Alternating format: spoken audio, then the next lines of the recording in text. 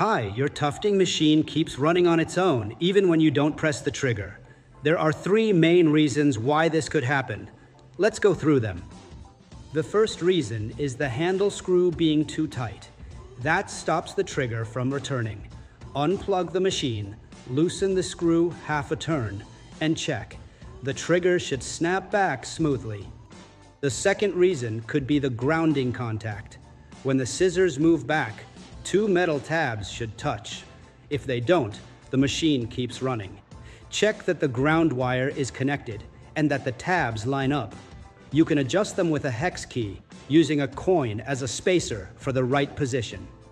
The third reason could be the trigger switch itself. If the switch is worn out or defective, it stays closed and the machine won't stop. In that case, the fix is simple. You replace the switch. You don't need to solder anything. The wires connect through built-in metal clamps, which makes the job quick and safe. Here's how you do it.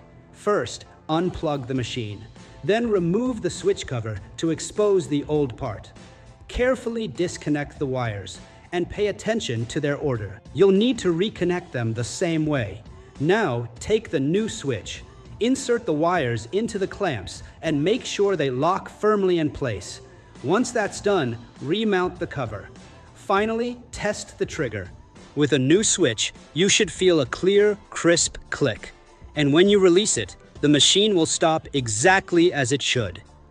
So these are the three main fixes when your tufting machine keeps running on its own.